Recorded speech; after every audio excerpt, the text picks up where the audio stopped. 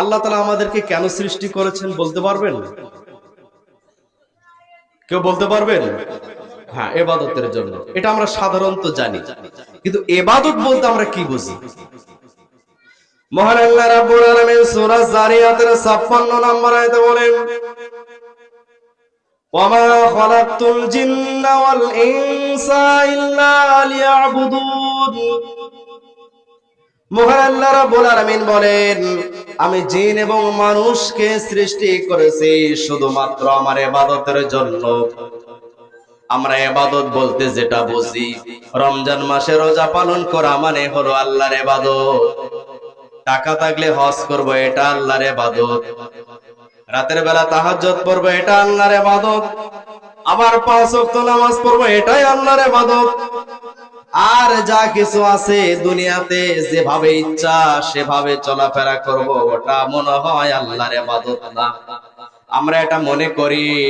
মুসলমান ভাইরা, আমার বন্ধুগণেরা, আল্লাহর ইবাদত কাকে বলে জানেন? ইবাদত শব্দটা এসেছে আব্দুল শব্দ থেকে। আমরা যে কালেমায়ে শাহাদাত পাঠ করি, আশহাদু আল্লা ইলাহা ইল্লাল্লাহ ওয়া আশহাদু আন্না মুহাম্মাদান আবদুহু ওয়া রাসূলুহু, এই যে আবদুহু পড়লাম, এই আবদুহু শব্দ থেকে ইবাদত শব্দটা এসেছে। আব্দুল মানে হচ্ছে বান্দা বান্দি। বান্দা বান্দি আবার বাংলা শব্দ নয়, এটা হলো ফারসি শব্দ। বাংলাতে কি বলা হয় জানেন? বাংলাতে বলা হয় দাস দাসী, গোলাম, চাকর চাকরানী। আমার বন্ধুগণ, আমার ভাইরা, খেয়াল করে শুনতে হবে। শুধুমাত্র 5 ওয়াক্ত নামাজ পড়বেন, রমজান মাসে রোজা করবেন, আর হজ করবেন, যাকাত দিবেন, রাতের বেলা তাহাজ্জুদ পড়বেন, আর আপনি আল্লাহর হুকুম মানবেন না, সেটা আল্লাহর ইবাদত নয়। আল্লাহর ইবাদত মানে হলো কি জানেন? দিন রাত 24 ঘন্টা, প্রতিটি সেকেন্ড, প্রতিটি মিনিট, প্রতিটি ঘন্টা, প্রতিটি সপ্তাহ, প্রতিটি মাস, প্রতিটি বছর, যতদিন পর্যন্ত আপনি বেঁচে থাকবেন, আল্লাহর হুকুম নবীর তরিকা অনুযায়ী চলার নাম হচ্ছে, আল্লাহর হুকুম পালন করার নাম হচ্ছে, দাসত্ব করার নাম হচ্ছে আল্লাহর ইবাদত। বলুন সুবহানাল্লাহ।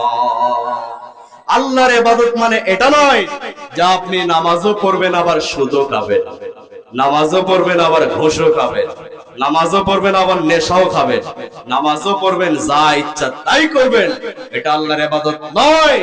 আল্লাহর ইবাদত মানে হচ্ছে প্রতিটি সেকেন্ড, প্রতিটি মিনিট, প্রতিটি ঘন্টা, দিন রাত 24 ঘন্টা, প্রতি সপ্তাহ, প্রত্যেকটা মাস, বছর, যতদিন বাঁচবেন, আল্লাহর হুকুম এবং নবী করিম সাল্লাল্লাহু আলাইহি সাল্লামের তরিকা অনুযায়ী দুনিয়াতে জীবন যাপন করার নাম হচ্ছে আল্লাহর ইবাদত করা।